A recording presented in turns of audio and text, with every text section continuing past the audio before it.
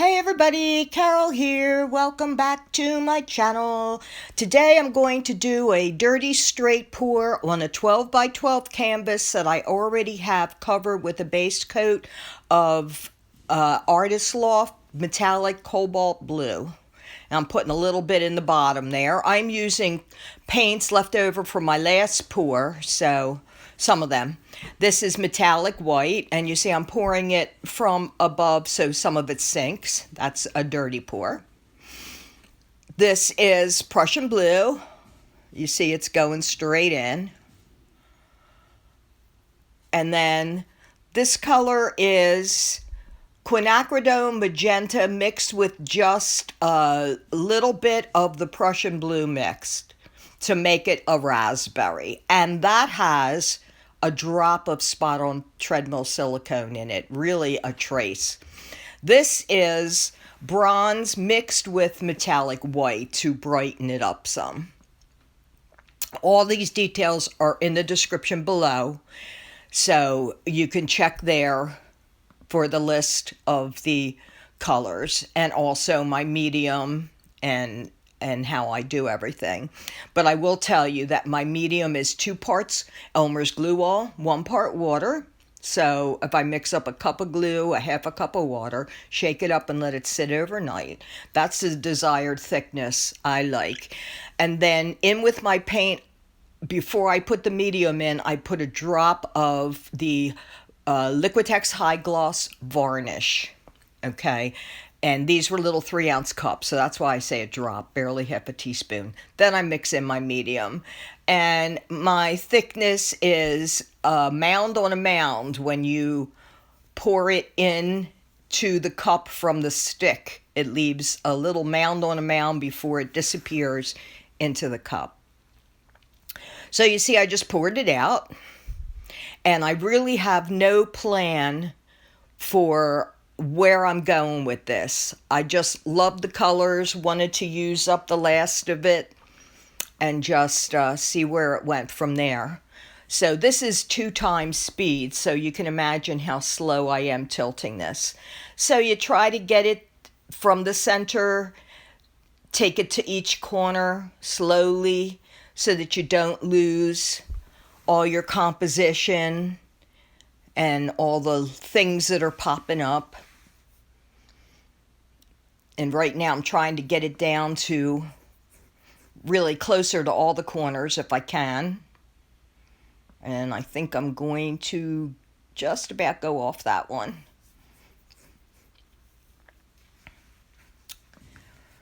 So I hope everybody's been staying safe. It's still crazy. Just keeping yourself busy, trying to do creative things. Anything to reduce stress. This always works great for me. I get lost in my art, no matter what it is I'm doing, and I lose track of time. I get so involved. So hopefully you found something to use your extra time doing.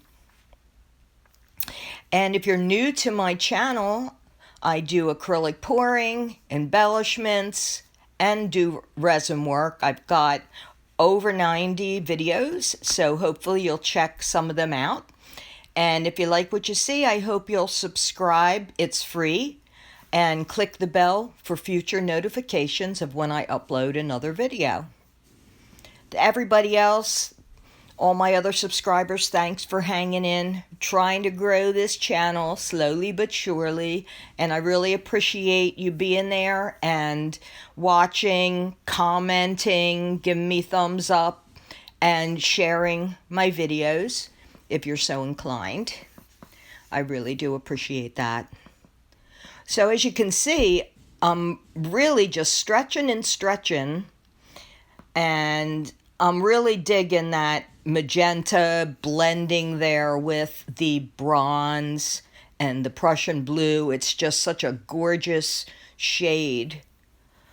So I don't want to lose that. I'm sure that's going to be a focal point, even though I'm not sure what this whole thing is going to be. But just remember, I had one little drop of treadmill silicone in the magenta. So once I use my torch on it, things get crazy, and you'll see.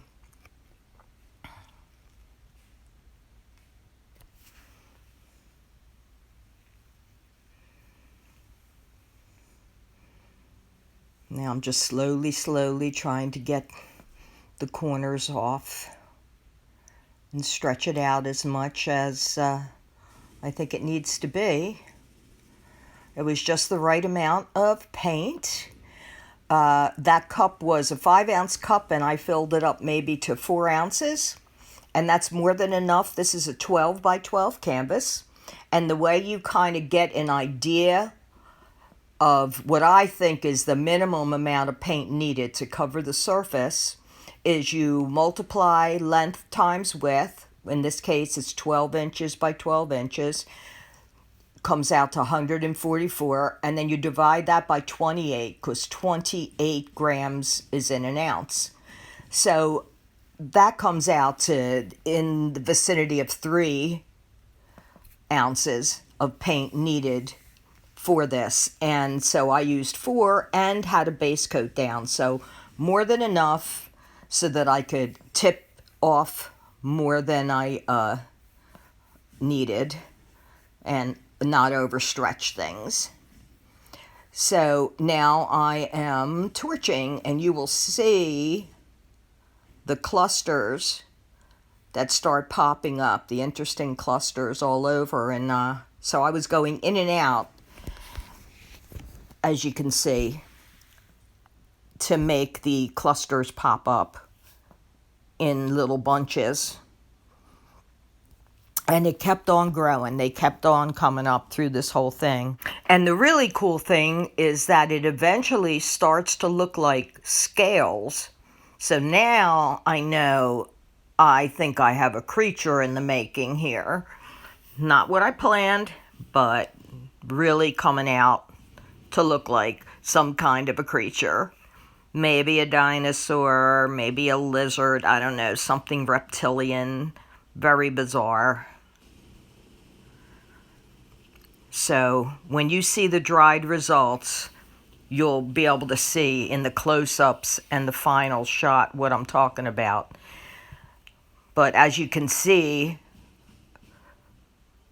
clusters keep popping up. And here I decided I wanted to add a little ribbon of color, and I just took what was left of my cup, and then I added a little bit more of the cobalt metallic blue, and then I went back in again and added more with a little bit of white, and all of this ends up blending in, so you won't really even see ribbons in the final shot. But I just wanted to add a little more definition around things. But wait till you see how really cool it looks dried. And those dry results are coming up next. So I've decided, since all of this looks like scales and it resembles an animal of some sorts, that I would just call it my magical pet. Why not? Look at that. Isn't that cool with the magenta? Oh, just gorgeous. So I hope you enjoyed this, and thanks for watching. And till next time, please stay safe, be kind, and have a great day.